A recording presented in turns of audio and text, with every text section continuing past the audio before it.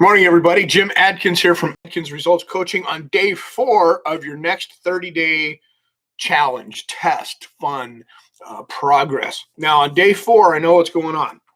There are a few of you who are moving right along.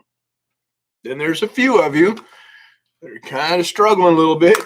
Then there's the select few who have procrastinated and thought they could do it tomorrow, and now you're feeling like you're behind. I know you're out there. I can see you right now scrambling for that notebook. That's okay. But definitely, if you've learned anything from the last 4 days and now you're feeling like you're behind, it's time to pick it up and start. You can't catch up. That's not how it works. Today will be day 0 for you if you haven't done the other 3 days yet. So that's okay. That's okay. It's just 4 days, right? And there's still, I think, 30 more days left in your life at least, right? So if you procrastinated and thought, well, I'll do it tomorrow. There's always something that's going to come up, always. And like I said, that's okay. But get up and do it now. Write your goals down. State them in the positive. Make a time limit on them. Make them measurable so that you can manage them and master them. And make them exciting. Make your goal that you want to work on this 30 days. And maybe one of them is not to procrastinate anymore. Okay, that would be a habit change, but it would still be a goal, right?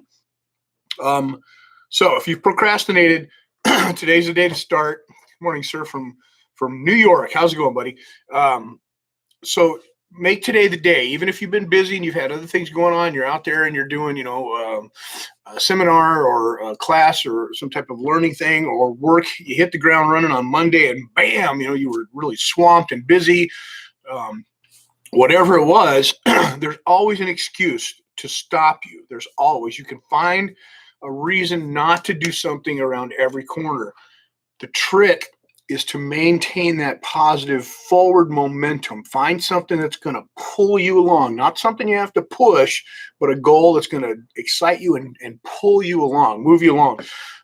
So that's today if you procrastinated. The second type, if you're out there and you feel a little overwhelmed, that's good too, because now what you're doing is you're probably coming up with a bazillion ideas. And you started, your goal and you focused on it, and all of a sudden you've got these ideas. I write them down. Write them down. Even if you can't write as fast as you can think, get a notebook that's designated for your goals. And, I say notebook, but if you're the electronics type and you like to type, go right ahead. For me, I'm the put pen to paper guy, and I'll write them down. So if you're feeling overwhelmed because all of a sudden, let's say in your career, and this happens with me, and it's happening right now, as I set new goals, I relax and I let it flow. And when I do that, boy, do I get a ton of brilliant ideas, if I do say so myself. And the ideas come so fast. And they might be things I've talked about a year ago. They might be things I've never thought about. But in my coaching environment, my coaching world, my business of coaching and my martial arts, when they start to blend and things start to roll, I write all that down because I'm telling you what, this is going to be a fantastic year. You should be doing the same thing. So if you're feeling a little overwhelmed, write them down. And the number one person, I don't say top, but the first person I mentioned, if you're moving along and you're feeling enthusiastic and you're clear and you've got your goals and you've set a massive action plan in order to achieve those goals, congratulations. Let's keep moving. Now, what I just said was a massive action plan. That means you've probably got at least 1 or 2 activities that will get you in the direction of your goal. I want you to come up with as many as you can. And you don't have to stress about it. I don't want you to sit down and, what can I do? But pay attention throughout the day and write them down. I give the example of losing weight. And again, I got this from one of my coaches. But people like to lose weight and they set out for the goal to lose weight, but they don't say how much. Well, you've got to decide, this is how much I'm going to lose. This is what I'm going to weigh. And this is what I'm going to look like. And this is what I'm going to feel like. And this is why I want to do it. Then they set out to take action and lose weight. And they say, okay, well, I'm going to eat right. But they don't define what that means. And then they say something like, I'm going to run 5 miles a day. and they've never ran before in their life. They just know that if you run, you're going to lose weight. And they set out to do it on the first day. And they're doing one thing, right? They're running 5 miles. And they run a couple miles on the first day. And then, wow, that's a lot. And they come back and I'll do it tomorrow. The next day they get out a mile. And whew, this is a lot. And the third day, well, I'm really busy at work. I'll run tomorrow. And pretty soon that one activity has faded away to nothing. And they feel like a failure because the one thing they chose to lose weight is not working for them. You got to have more than one action plan. Running would be a great idea if you could do that. You've done it before and you like it and you're going to set it in your habits. You're going to do it. But let's have 5, 6, 7, 8 things that you can do to lose weight. Okay, so same thing with any other goal. Good. I have a question for you. If you're doing all these wonderful things that we're talking about, do you feel isolated? That's what I put on there. Today's isolation day. I bet you do. I bet you start talking to people and they either shut you out or they okie dokie you or they pretend to listen and you feel a little isolated. Maybe you're working on your goals and you don't spend as much time with other people chatting and you feel isolated. Good. I want you to feel isolated. Why? Because once you've done this, once you've written your goals down in the positive, you stated them, you know what you're doing, you are now in the top 5% of all successful people. Just by writing them down and having an action plan and putting it into use and knowing where you're going, you have moved yourself to the top 5%. Congratulations. Be proud of yourself because, man, that's an accomplishment right there. Staying there is up to you. Moving past it is up to you. You make it real, make it compelling, make it exciting, and go for it, okay? Start doing things that help. Let's look at something. A healthy mind and healthy spirit. I've got a little list of things that I check on every day. And let me just read you the list real quick. A part of the list. I'll read you the whole thing. But on my list, I've got things that remind me, did I jump to conclusions today? And so that's one. I try not to ever jump to conclusions. Practice patience. Practice patience not only with other people, but with yourself. Give yourself space to take the time to do it right. So practice a little patience. Don't judge others. And we're going to talk about small minds here real quick before I go. And don't judge yourself. Don't be too hard on yourself. Oh, I shouldn't have done that. I'm terrible or I'm rotten. No. The second you start using those terms, you're going to believe. And as soon as you start to believe, you're going to act as if. So don't judge yourself and try not to judge others. That's ridiculous. Were you aware of your negative thoughts? This is one that is hindsight, but it's important. Once you start thinking positive and you start moving forward and you're having a good day and you're filling your life with wonderful things, those negative thoughts will creep back in. They always do. It's our human nature to seek out the worst. I've heard it said fight or flight or survival mechanisms in our brain. We no longer have to run from cheetahs or dinosaurs or anything like that to survive, which, if you think about it back when we were that type of individuals, we noticed all of the dangerous things as a safety mechanism. That's what we have ingrained in us, to look for the negative, to look for the danger so that we can avoid it or deal with it. So our DNA, we automatically are geared to look for the negative. And it's a powerful person who can take the idea of positive when the negative creeps in, notice it and let it go. All right, so you've got big dreams. I love you for that. You've got fantastic goals. That is awesome.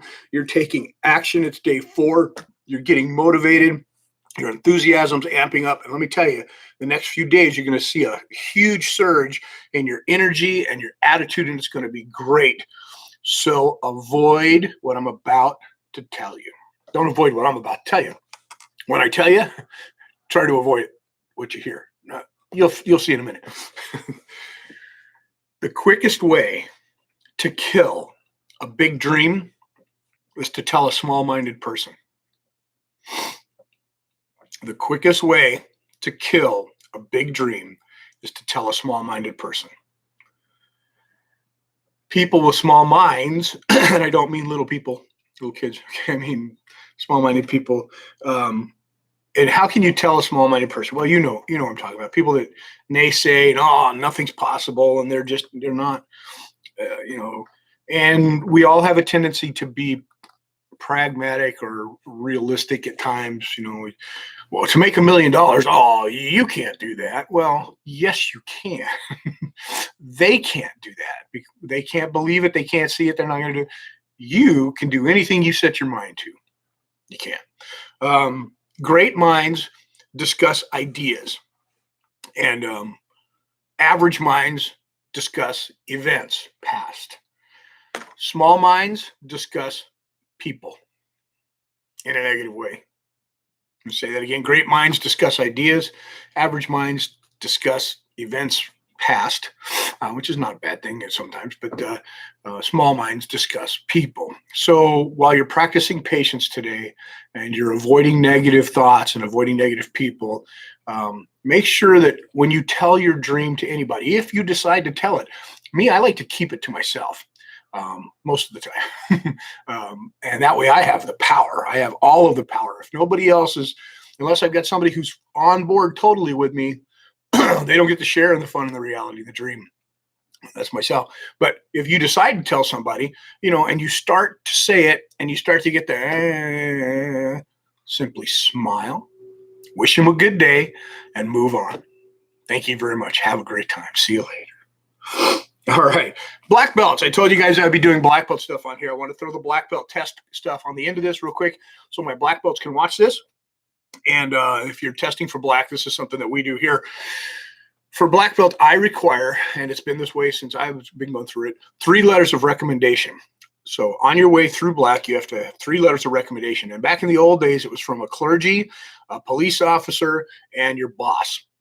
And those are not written in stone, but the reason for the 3 different letters in your life go like this. So if you're testing for black and you have to have your 3 letters of recommendation, somebody other than the dojo, somebody outside the martial arts school, your martial arts family, which becomes tough as a black belt because you've probably surrounded yourself and isolated yourself with the wonderful people that are in your dojo or your school, and they're your family, your friends. But to do this teaches you an important lesson. And it's a lesson you can carry forward into your goal setting as well, because what happens when you become isolated is you become simple in ideas of how people are, which is not a bad thing if you surrounded yourself with great people, but follow me here. You're growing, your goal is growing, your actions are moving, and you've reached a critical momentum or critical mass, and you're having a good time. And same thing with black belt. You're growing, you're learning, your critical mass, you've reached that point of you're just moving forward like on the front of a freight train, and you forget to reflect on just how far you've come. And you forget to celebrate the small moments. When I have you go get those 3 letters of recommendation, one from a clergy. Why a clergy? Well, back in the old days, that was simply a term for a spiritual leader, a spiritual guidance. And I think everybody should have spiritual guidance in their life in one form or another. Most good spiritual leaders, clergy, priest, your church, whatever it is that you seek for that goodness, are all really focused on the same thing. They really are the same goal. So spiritual leader, number 1. Number 2, police officer. We said police officer because it was kind of code for, or a short term for, somebody in the community that can vouch for your morals and your ethics. I want to know that I'm teaching you these deadly skills, these important life lessons, the abilities to pass this on and give it to somebody else. And in the process, you've taken to heart the morals, the ethics, the integrity, and all of the other lessons that I've taught you along the way through your black, and that it displays publicly that you're not just going through the motions here and pretending and have fooled me. I'm a pretty good judge of character, but you get that letter of recommendation from somebody in the community who can vouch for your morals and ethics. That's real important. And number 3, your boss. Now, if you're self-employed, that's a tough one, right? But the idea of the boss was somebody who you're held accountable to for your behaviors or actions, not just morally and ethically, but responsibility-wise. You show up. You get it done. You give more than you expect. You give more of yourself than they expect. And those letters are important, not just for me, because I'll read them for sure, but I let you read them as a black belt. And when you read what other people say about you, it's enlightening, especially if you're a true black belt and you've humbled yourself to the point to where all of this fantastic, immense, powerful growth, physically, mentally, spiritually, and emotionally, you contain in the humble vessel that becomes you. To be humble sometimes allows us to forget just how wonderful we are. People can tell you, and you humble yourself and thank them, and you let it go and you move forward, and you try to be the best you can be. I think everybody should attain the black belt mentality. And in the martial arts world, I see a movement, and I've been saying it for years, and now it's finally sticking. I think that we've all, not all of us, some of us have decided it's coming back. It has to come back.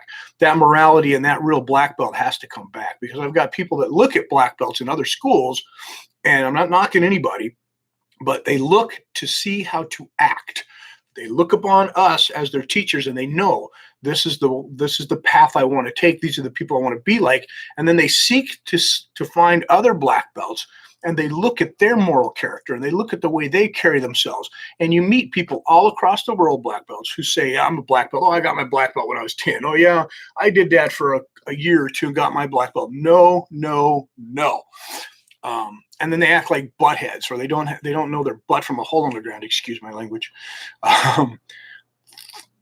It's got to flip a turn, and it starts with you. I'm talking to my black belts. Okay, enough of the rant. I love you. I'm out of here. Day 4. Make it a fantastic day. Feel isolated. Love the isolation. Remember, you're in the top 5%, and you're incredible.